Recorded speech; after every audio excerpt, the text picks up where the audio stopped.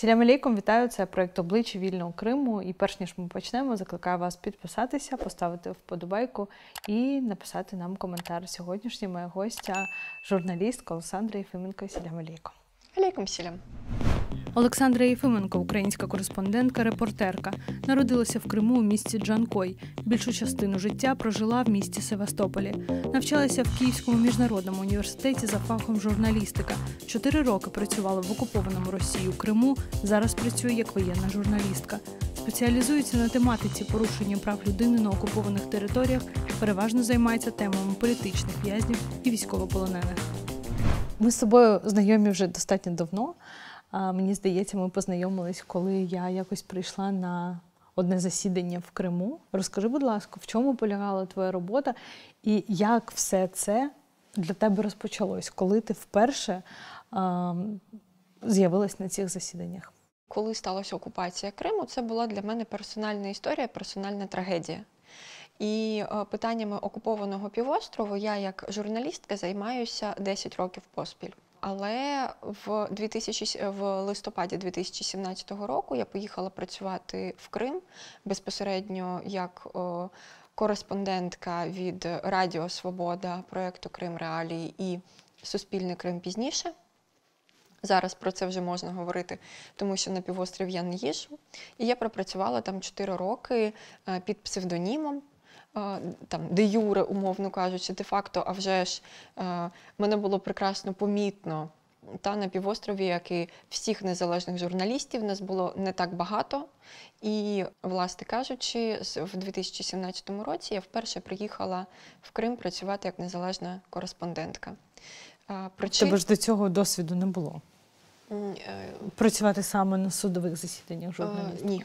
Я стала судовою журналісткою одразу з трешу, тому що російські суди просто не можна серйозно назвати дійсно судами. Все почалося з кейсу Віджія Кашка і 4 затриманих кримських татар.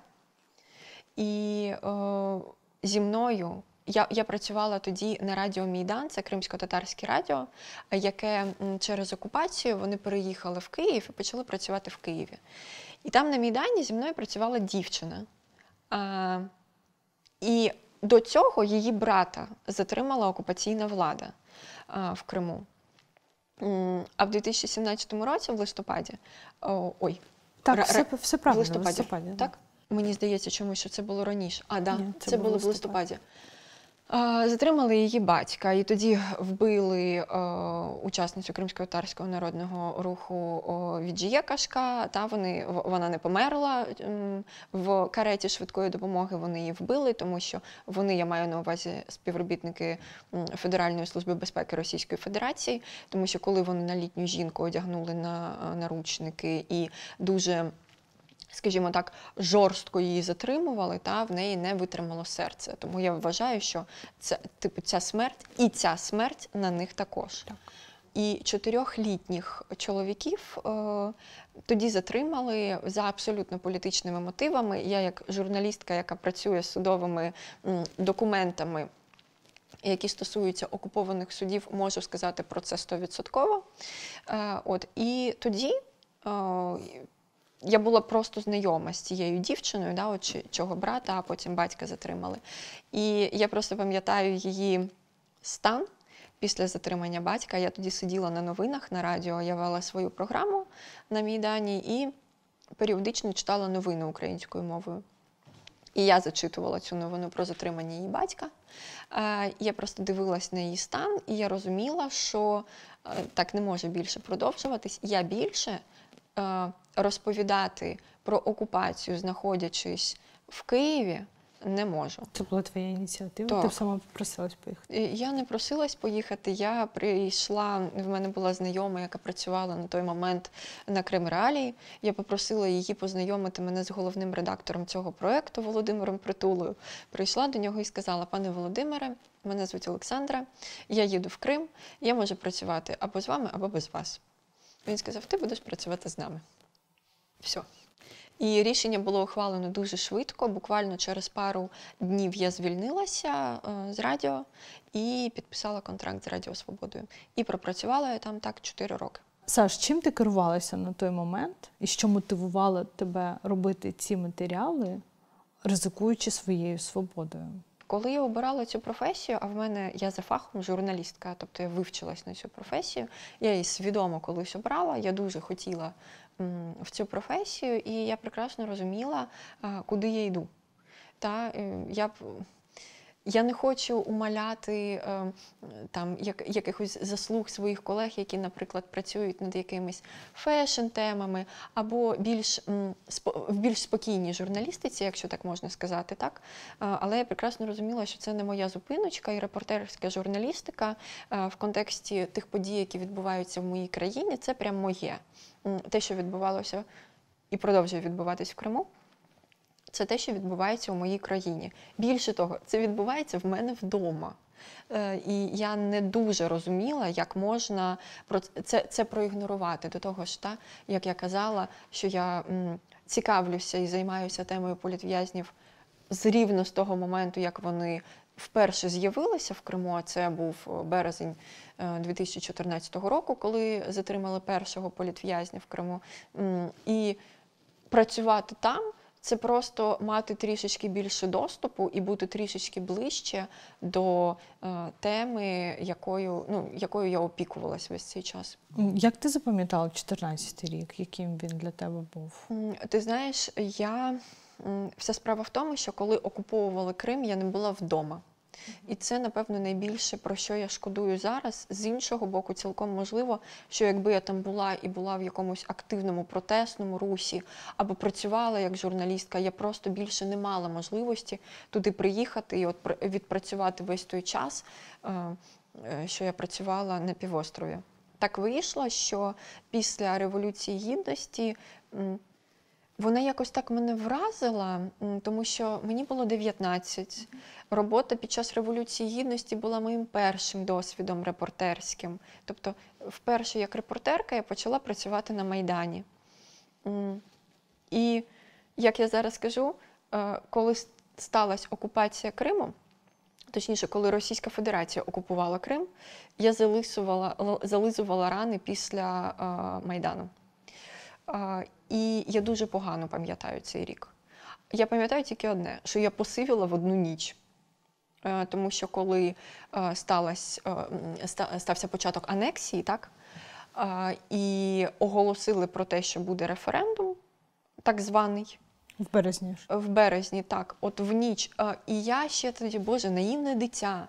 Я ще тоді думала, що раптом, якщо вони там, більшість не проголосує, то, можливо, там окупації Криму не буде. І я прям слідкувала, я пам'ятаю, за цим референдумом. Я постійно оновлювала сайт, щоб подивитись, яка кількість людей проголосувала. І так далі, і так далі. І от в ніч 16 на 17 березня 2014 року, коли стало зрозуміло, що намальовані цифри стануть дійсністю, реальністю кримською, і абсолютно не зрозуміло, скільки ми будемо в ній всі існувати і жити, я перенервувала так, що на ранок я в себе знайшла в волосі білу прядку. І я спочатку думала, що це, знаєш, я бачила це в кіно. Або я читала про це в літературі. От вона від стресу посивіла. Я думала, не може бути такого. А виходить, що може. І, до речі, я не єдина людина, яка от подібним чином реагувала на такий серйозний стрес в її житті. Я знаю ще декількох людей, які так само посивіли від якихось дуже травматичних подій для них. Що відбувалося в твоєму рідному Севастополі в той момент? Мій рідний Севастополь збожеволів в той момент. І взагалі, розумієш, тут не можна, взагалі, про Крим не можна казати однозначно, тому що, з одного боку, це абсолютно проросійське місто, так, яке було проросійським і до окупації Криму. І навіть люди, з якими я зараз знайомлюсь, представляюсь, в мене питають, звідки ти, я кажу, з Севастополя, в них, знаєш, яка перша реакція? Чого ти така нормальна? Вони в мене питають.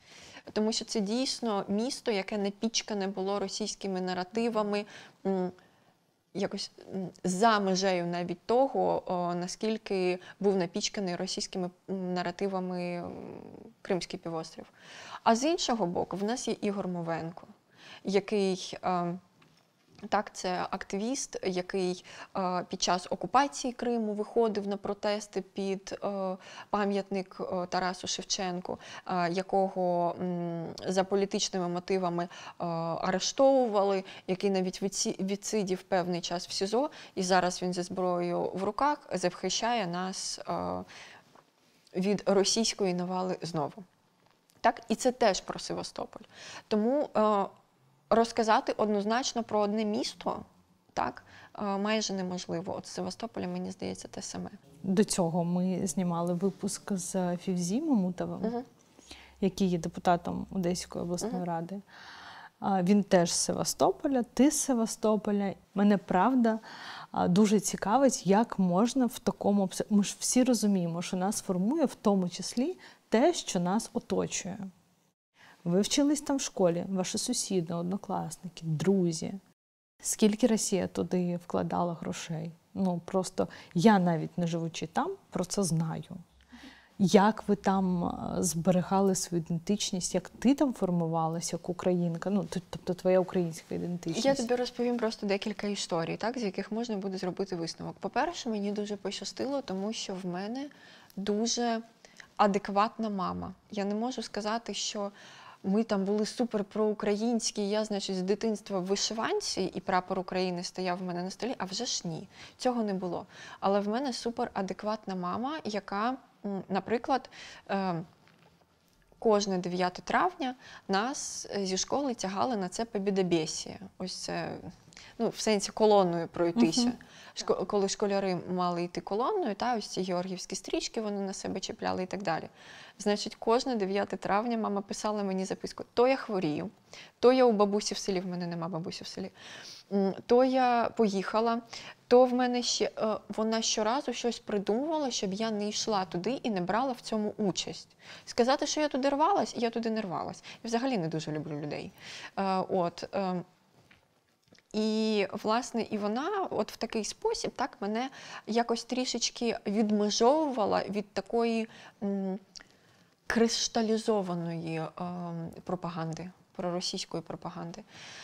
Так, але в цілому те, що ти кажеш про те, що Росія вливала туди дуже багато грошей, ти абсолютно права. Я тобі можу розповісти один випадок. Я колись, коли вчилась в школі, в 8 класі я виграла конкурс Черкащина.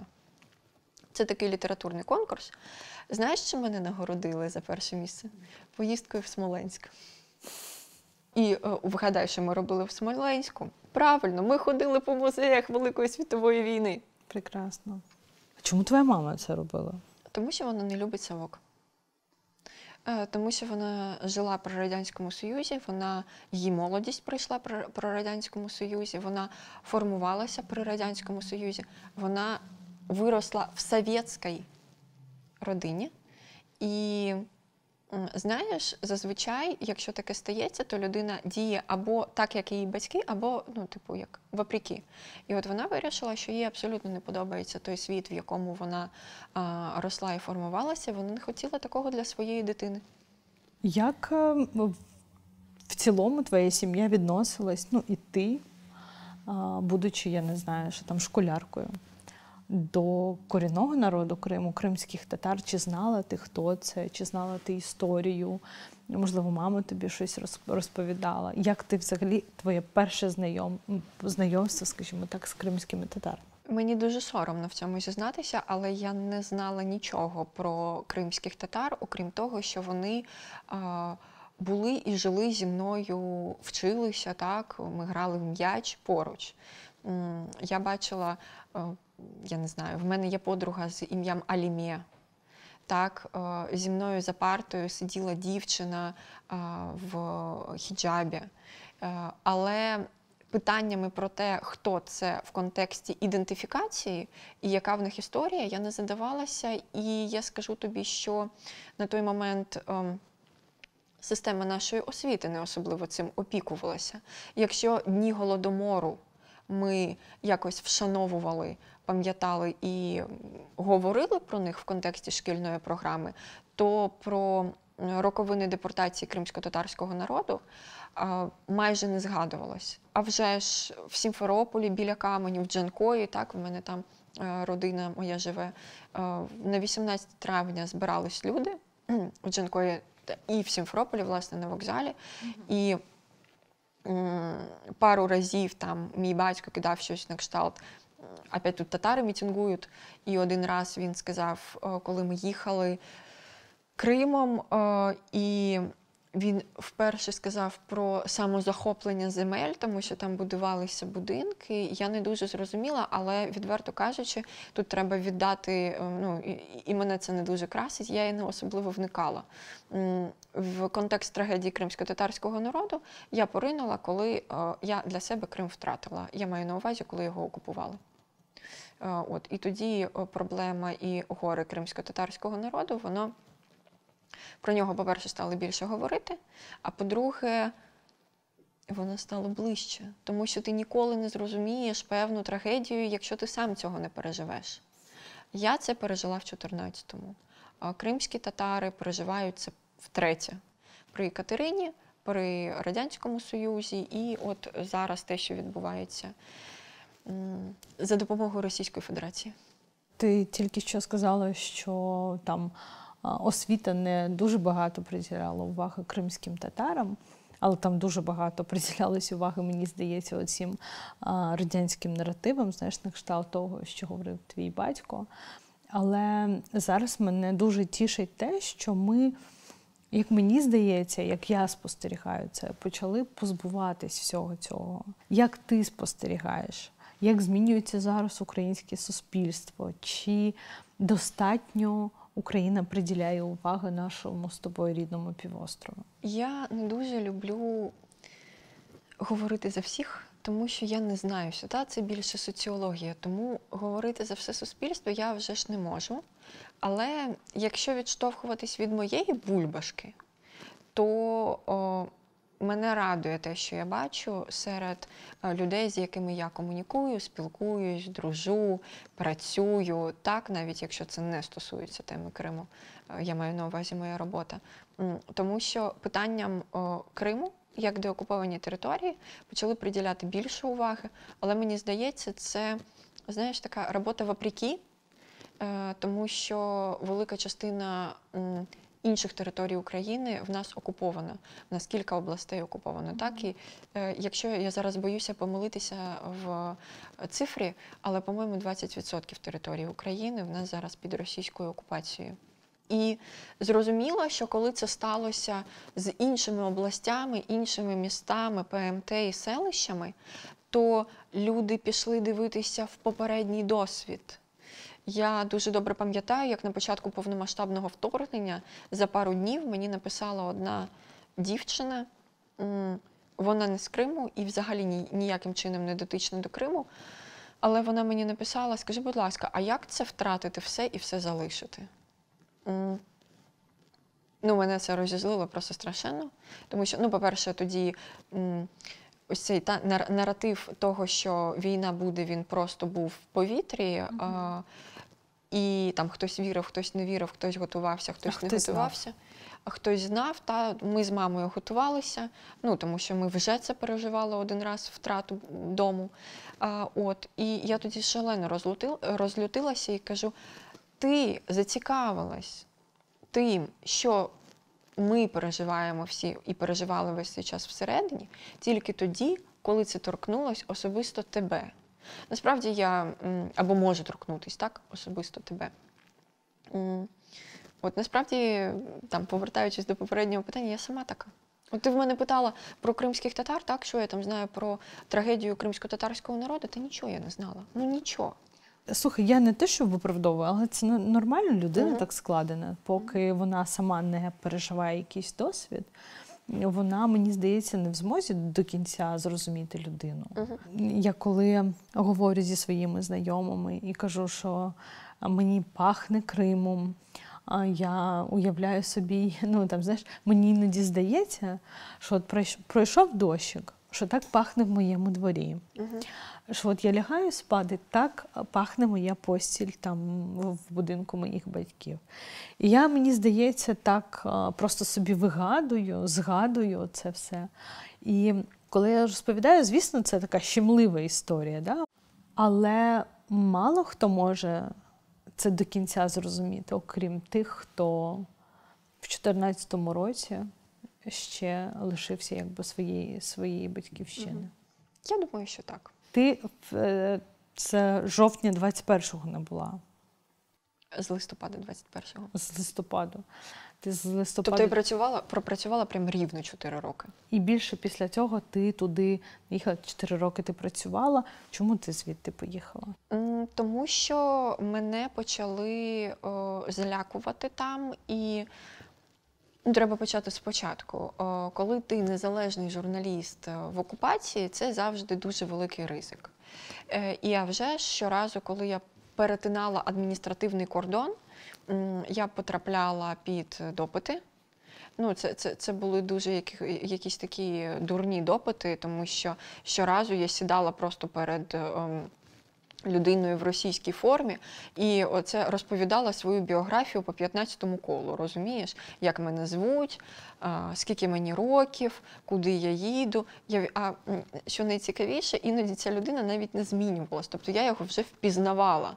І от починаючи з таких допитів на адміністративному кордоні, завершуючи тим, що мене затримували в 19-му році, я тоді їхала на зйомку в Бахчисарай, і мене затримали прямо на Сімферопольському вокзалі. І в мене є, насправді, дуже велика підозра, що допоміг в цьому таксист, який віз мене до вокзалу.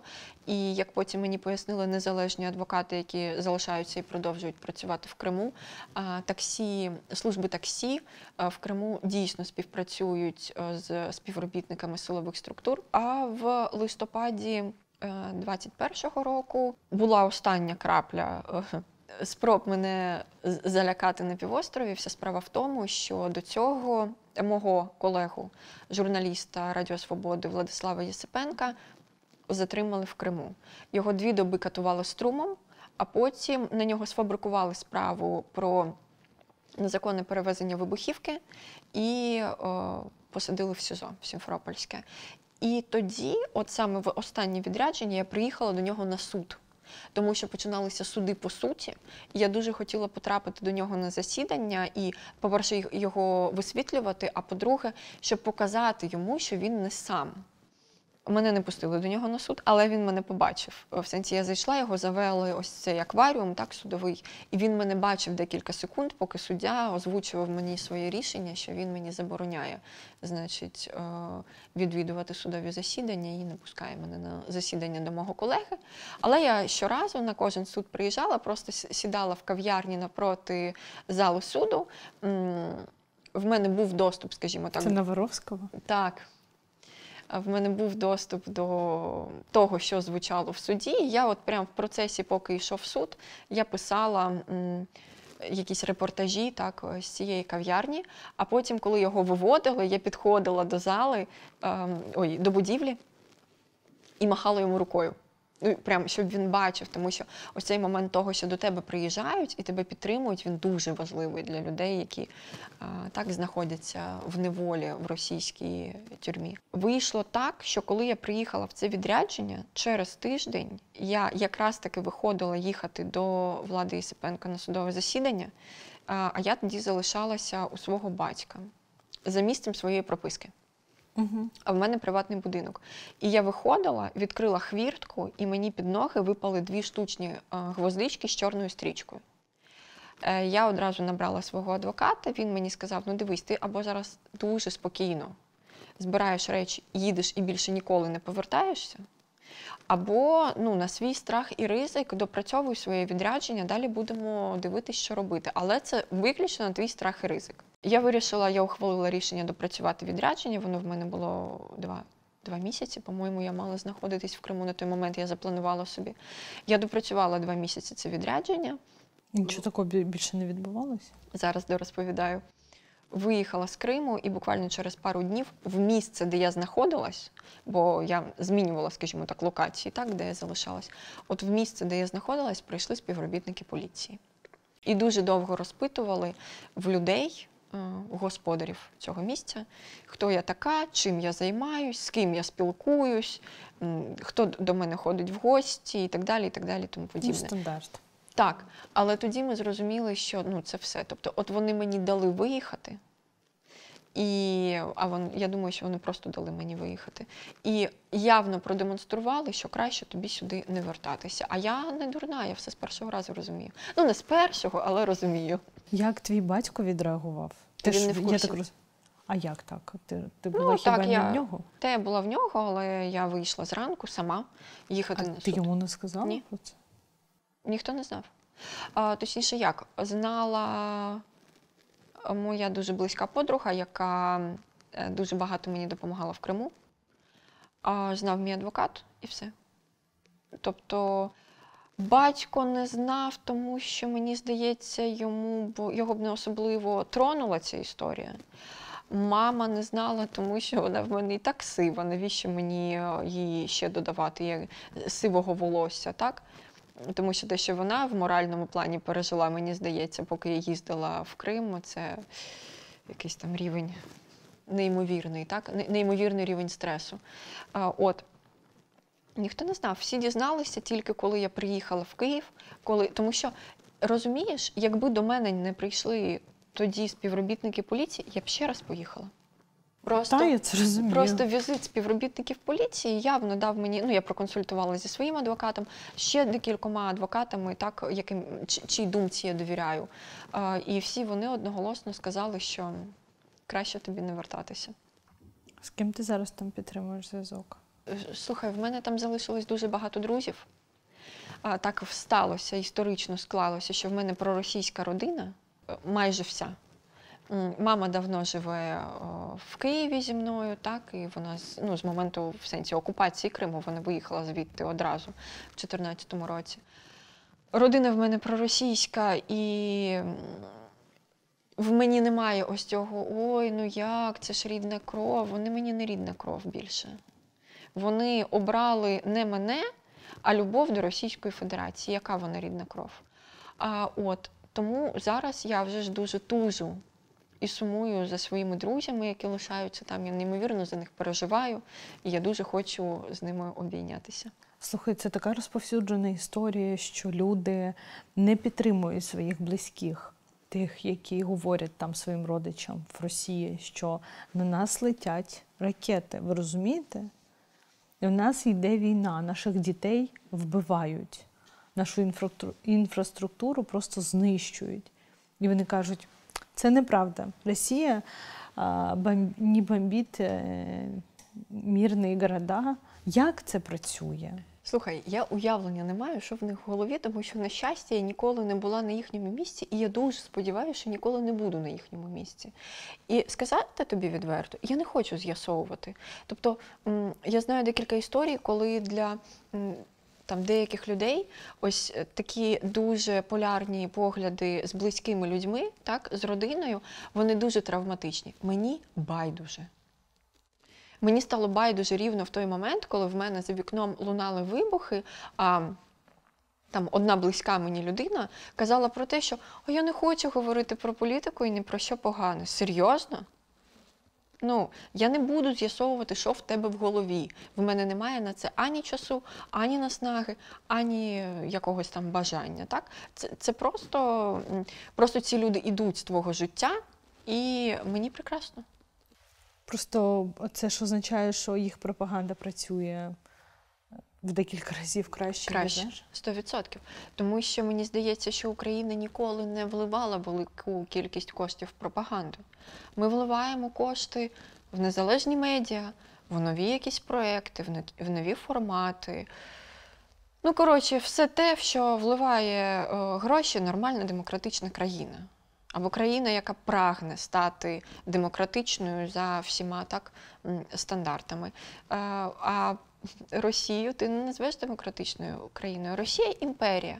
І вона буде жити рівно стільки, скільки буде воювати.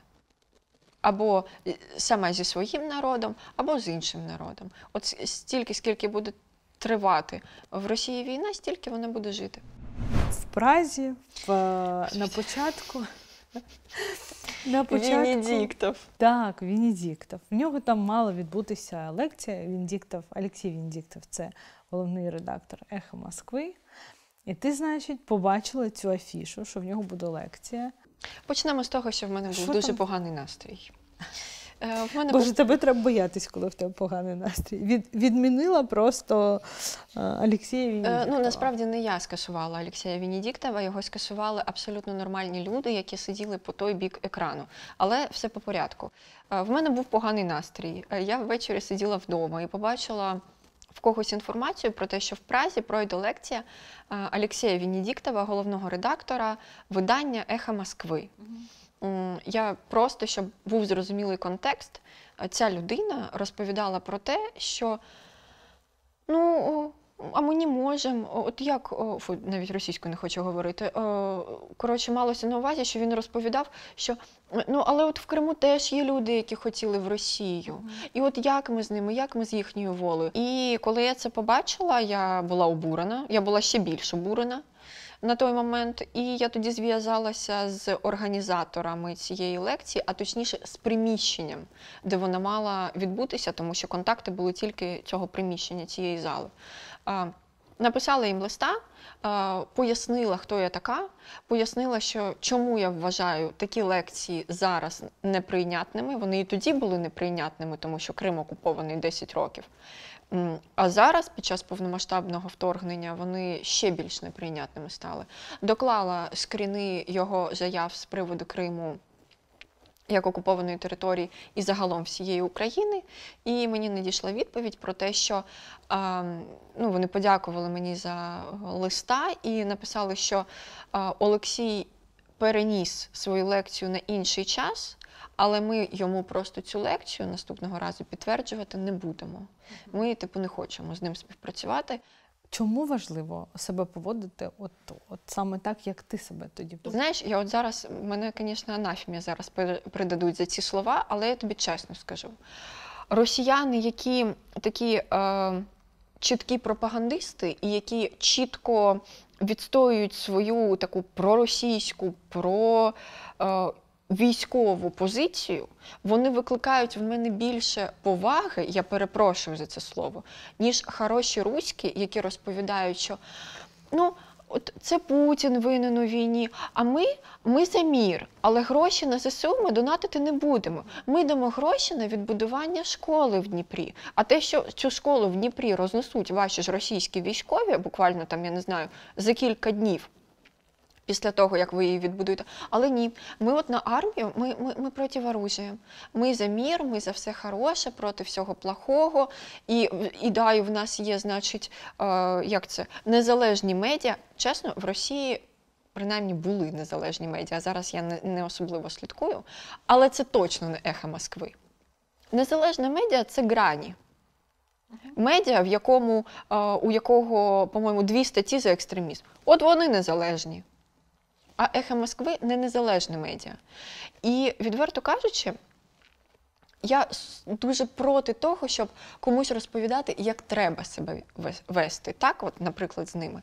Я так себе веду з ними, тому що вони мене дратують. Тому що я не хочу їх бачити на майданчиках, де суто теоретично можуть бути українці, де суто теоретично можуть бути мої співгромадяни, які через війну втратили свої домівки. Я не хочу, щоб вони свій руський мір і прекрасну Росію будущого тягнули їм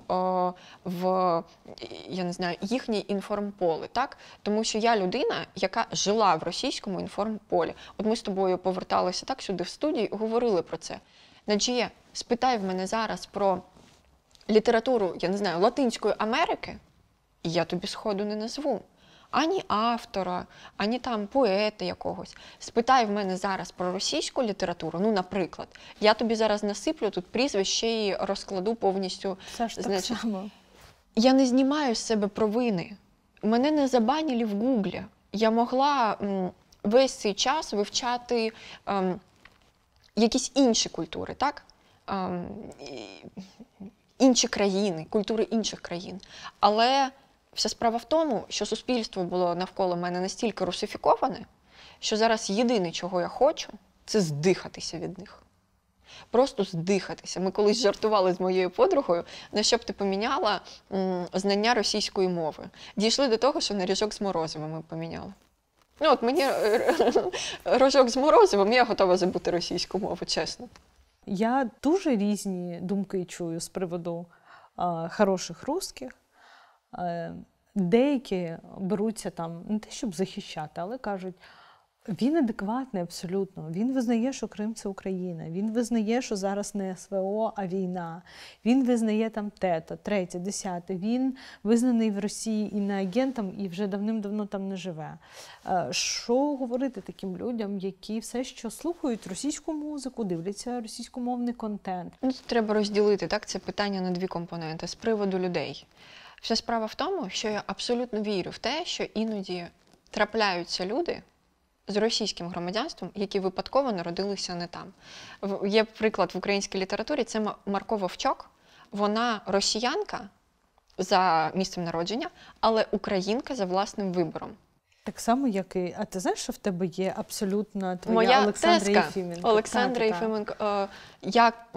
Єфименко Олександра Яковлевна. Так. Вона історикиня. Так. І вона народилася в Російській імперії.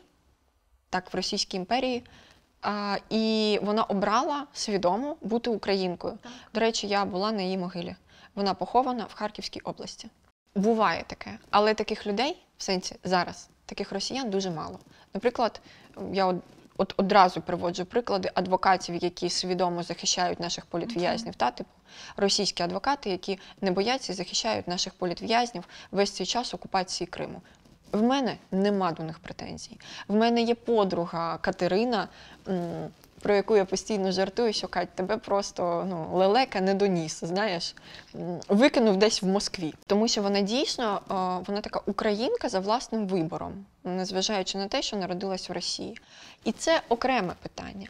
А окреме питання, те, що ти поставила наступне, про російський контент, про російськомовний контент, про людей, які його споживають. Вся справа в тому, я не пам'ятаю, це не моя фраза, хтось або з журналістів, або з блогерів їй сказав, що перед тим, як в село або в місто заїжджає російський танк, там з'являється руська книжка. Угу. І ми неодноразово під час цієї війни це бачили. І ми можемо взяти останній випадок. Випадок руйнування в типографії «Фактор Друк». Вони роблять все, вони росіяни в сенсі, щоб знищити не просто Україну, а знищити нашу культуру. Вони стріляють по художньому ліцею, щоб винищити це. Вони руйнують ракетою і вбивають людей, працівників типографії, і спалюють 50 тисяч книжок. Їхня задача – показати, що нічого у вас не було. Я думаю, ти чула ці ужасні пісні, коли вони нашу «Пливе кача по Тисині» переробили російською мовою, або ще якісь такі культові вони пісні брали українські, і перероблювали російською. Вони навіть сучасні пісні брали. От Христини Соловій, вони там брали пісню. Точно. Навіщо це робиться? Щоб в якийсь момент, якщо вони переможуть, а цього не буде ніколи. Я в це вірю, так як вірила в лютому 22-го року. Але в їхній голові вони думають, що вони переможуть Україну і покажуть, а нема у вас нічого. Не було у вас пісень, книжок, художніх ліцеїв і так далі, і тому подібне. Тому зараз споживати культурний продукт, російський культурний продукт, це просто грати на руку ворогу. Споживайте іншу культуру, культури інших країн. В нас в світі неймовірна кількість країн. Чого ви причепилися до цієї Російської Федерації? Колись в мене була така розмова з знайомим одним, який сказав мені, що Пушкін це класика. Типу, знаєш, це не обговорюється. Я кажу, а може для тебе його зробили класиком? Може ти така сама жертва пропаганди, як і я? Може тому, що нам, всучували ці книжки російськомовні в школі, розказували, який неймовірний Єсенін, Пушкін і так далі, і так далі, і так далі. Я йому кажу, а кого ти? А він каже, добре, буду сприймати типу, буду продовжувати його читати і сприймати його, як, знаєш, зарубіжного якогось там класика. Я кажу, окей, кого з зарубіжних класиків, умовно, Польщі, Білорусі, наших сусідів теж? Кого ти знаєш? Нікого. В мене нещодавно питали, ми за кримських татар почали говорити. Про кого я ще можу говорити? Ми про кримських татар говорили, і в мене на емоціях людина спитала, а от ти там стільки про кримських татар розповідаєш, а от де їхні книжки, їхні художники, їхні поети? Розстріляли в Сімферопольському СІЗО. От де поети, художники і так далі. І, власне, от цим всім можна пояснити те, чому не треба споживати, особливо зараз, російську культуру. Не варто. Не те, що не треба, не варто. Я б не робила б цього. Боже, я забула, як вона називалась в Шамілі Алядіна ця книжка, де він розказує, що він після фронту, є ж кримські татари, які воювали в складі радянської армії, і коли вони повертались в Крим, вони не знаходили там своїх рідних. І він якраз описує, що коли він повернувся і почав шукати свою сім'ю, то там якісь росіяни, які тільки що прибувши, знаєш, звідкілясь там, йому розказували, що нарешті ваших тут немає, книжки ваші спалили і так далі. Це відбувалось буквально просто з такою перманентністю. Наші книжки спалювали, інтелігенцію просто або підводили до того, щоб вони самі виїхали і там вже асимілювали, не знаю, там розсіювались і так далі, або вбивали. В них методи не змінились. Тобто ми от все інтерв'ю з тобою про це говоримо, так? Кримсько-татарську інтелігенцію підводили до того, щоб вони поїхали, українським журналістам вони кидають штучні гвоздички з чорною стрічкою в хвіртку. Або, я не знаю, після депортації, масової депортації кримсько-татарського народу вони спалюють кримсько-татарські книжки, а, я не знаю, зараз вони по типографії «Фактор друк» б'ють російською ракетою. Так, ідентична історія про українську інтелігенцію. Я хочу ще раз закликати людей сходити на фільм «Будинок слова». Пора ж робити якісь висновки, насправді. Як в Криму всі володіють там бездоганно російською мовою, бо її там з пільонок викладають. І як люди більше ні в що не поринені там зі школи, бо в школі роблять акценти на там русський язик, література, і так далі. Коли ми зараз говоримо про деокупацію Криму, ми ж не говоримо про повернення тільки території. Ми ж говоримо і про повернення людей, правильно? І тому тут таке питання. Ми дуже багато говоримо з тобою про вплив, про мову, про те, чому не варто, чому не треба, і так далі, і так далі. І отут питання таке, коли ми тут робимо контент, який хочемо показати на окупованих територіях, і ми хочемо, щоб ми були почуті, але там 20-річні діти, які 10 років тому були 10-річними, вони не знають української мови. Ми не донесемо своїх меседжів до них, розумієш? Розумію. Як нам з цим бути? Я маю досвід спілкування з такою дитиною. Вона є в моєму дуже близькому оточенні.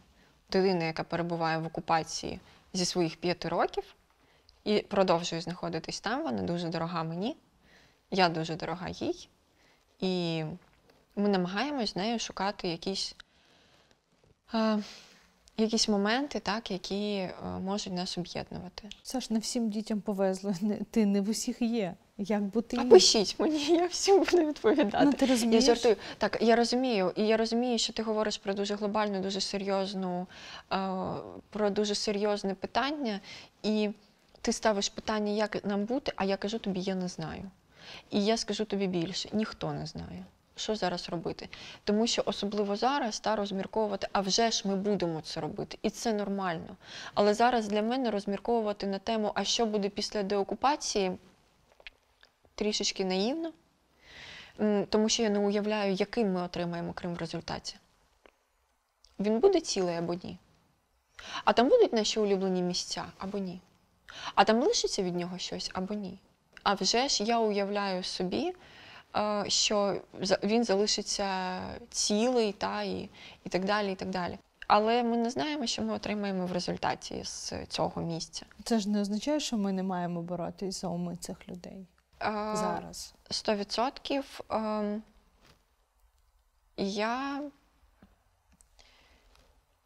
Я не знаю, що тобі відповісти на це.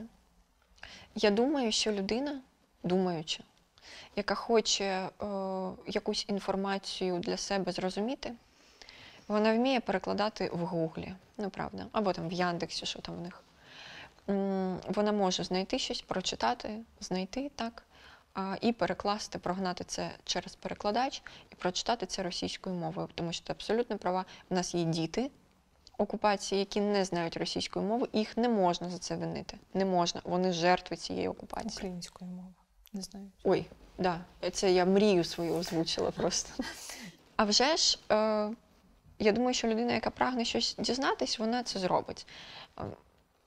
Ну, знайде спосіб, так? Тому що в 21 столітті є мільйон інструментів того, як це можна зробити.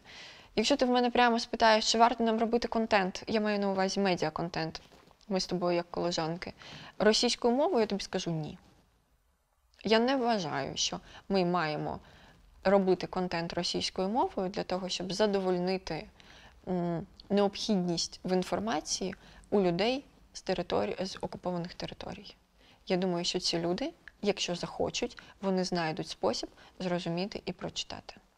Це насправді дуже глибока тема. Ми тут можемо, ми тут можемо рити, сидіти до вечора, говорити з тобою про це. Ти вже трошечки раніше згадала про типографію, яка нещодавно була знищена російською ракетою у Харкові. Ти була на книжковому арсеналі, який нещодавно проходив в Києві, постила звідти фото цих спалених книг дуже щемливими підписами. Розкажи, будь ласка, яке відношення, власне, я зрозуміла, що для тебе це якась особиста історія, яке відношення він має, власне, до тебе, ну і до Криму? Зараз редакція The Ukrainian разом з українським пеном, видавництвом Віват, правозахисною організацією «Зміна» за підтримки НЕТ роблять проєкт про кримських журналістів в ув'язненні. Це і громадянські журналісти, і професійні журналісти, так, там як Владислав Єсипенко, якого ми згадували раніше, Олексій Бесарабов, так. Ми робимо проєкт про цих людей. Ми пишемо про них величезні такі, ну, я маю на увазі не величезні, а великого обсягу портрети. І з цього буде книжка. Ці портрети публікуються на сайті The Ukrainian, а потім видавництво Віват зробить з цього книгу про цих журналістів. Це буде художня література? Це буде збірка есеїв, так, але вона має художню компоненту в собі. Це, напевно, найскладніша, але найцікавіша робота в моєму житті, я можу про це казати. Одна з редакторів, по-перше, там неймовірні автори і авторки, які зі мною працюють. І для мене щастя працювати з такими людьми, і те, що мене запросили для них писати, це просто, ну, дійсно така якась неймовірна професійна насолода з мого боку. Окрім цього, літературною редакторкою цього проєкту є Анастасія Левкова, авторка книжки «За перекопом є земля». А я фанатка цієї книжки. Мені не соромно зізнаватись, коли я по чомусь фанатію. Вона чудова. Я фанатію по цій книзі. От з моменту, як я її прочитала, я сказала, все, це тепер моя настольна книжка. Я працюю з такою командою, і історія в тому полягає, що книжка, над якою ми зараз працюємо, яку ми зараз готуємо, вона мала видаватися в типографії, яка була зруйнована у Харкові, яку зруйнували російською ракетою. І ми просто не встигли там надрукуватись. І вже, скоріше за все, я думаю, що ми в цій типографії не надрукуємось. Про скількох пишеш ти і скільки, власне, журналістів затримано на території Криму, якщо в тебе є така інформація? Якщо орієнтуватися на список, за яким ми йдемо в цьому проєкті, про який я говорила раніше, це 17 осіб. Але протягом, коли ми почали цей проєкт, на території Криму пройшов ще один обшук з масовими затриманнями 5 березня 2024 року, коли затримали 10 людей, двоє з яких, Ростем Османов і Мустафа Абдураманов, були і є журналістами. Тобто в нас список, ми не встигли цей обробити умовно список, так, з цими історіями, в нас список ще на 2 поповнився. Тому мова йде про такі цифри, але тут ще треба зазначити те, що окрім громадянських професійних журналістів, яких переслідують на території окупованого Криму, там переслідують ще й цілі видання. Наприклад, історія з газетою «Херем», яка відбувається прямо зараз, коли ми пишемо з тобою наше інтерв'ю, бо вона не завершена, коли напередодні 80-х роковин депортації кримсько-татарського народу в редакцію незалежної газети «Херем», яка виходить кримсько-татарською мовою, прийшли з обшуками. І на головного редактора Бекіра Ага Мамутова склали 2 адміністративні протоколи як на юридичну особу. І не сіра нога. І не сіра нога, так. Але проблема полягає в тому, от дивіться, ця редакція існує з 1989 року. До речі, в липні цього року 35 років газеті.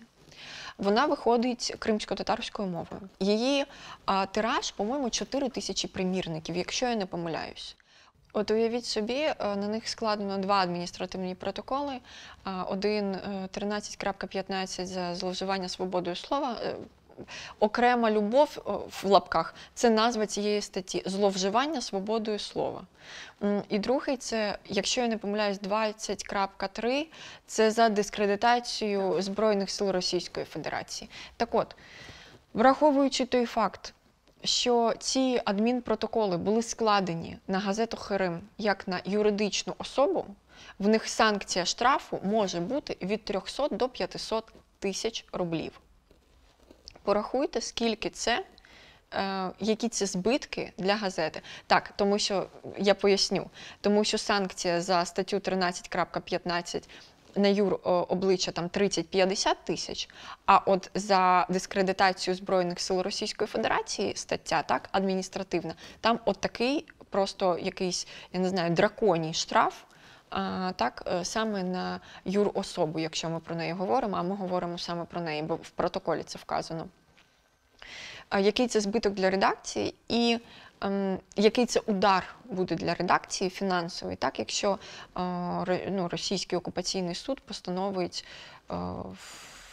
постановить і визнає їх винними, а я майже впевнена, що вони визнають їх винними. Так, тому що це незалежне таке видання, яке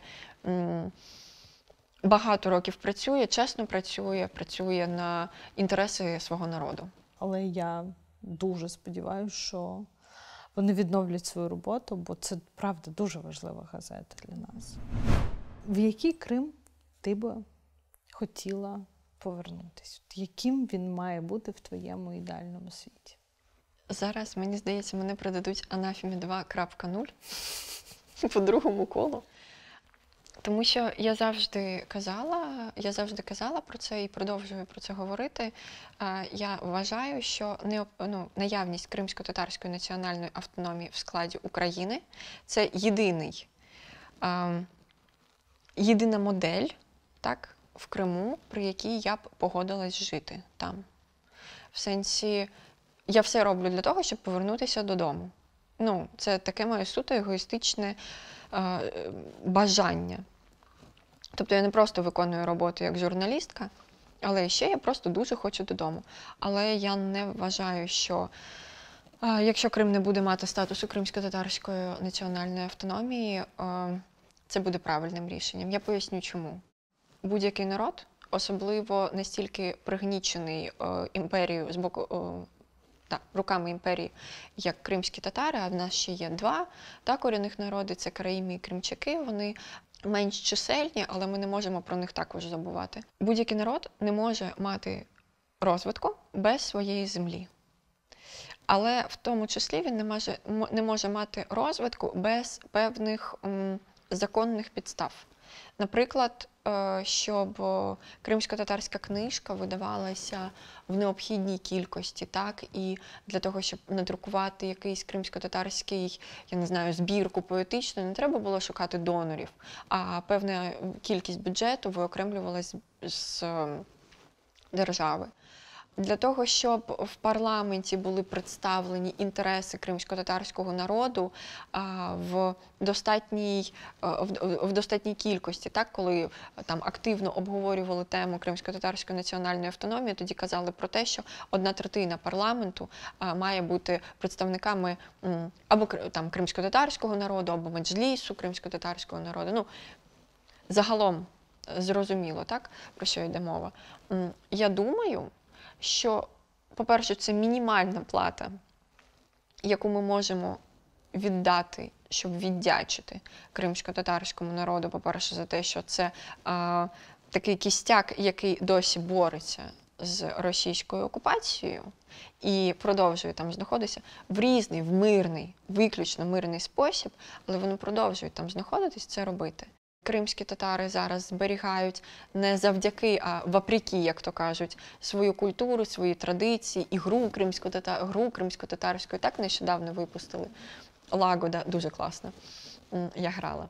Це скоріше такий, це саме вопреки, про що я казала. Я думаю, що турбота про корінні народи – це нормальна позиція демократичної держави.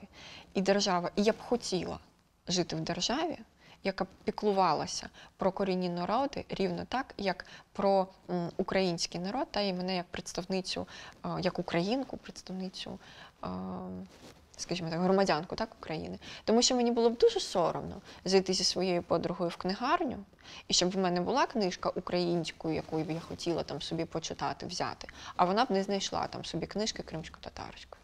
Ну, от мені було б соромно жити в такій державі. Україна складається не тільки з українців. Україна складається ще з різних етносів, але й корінних народів.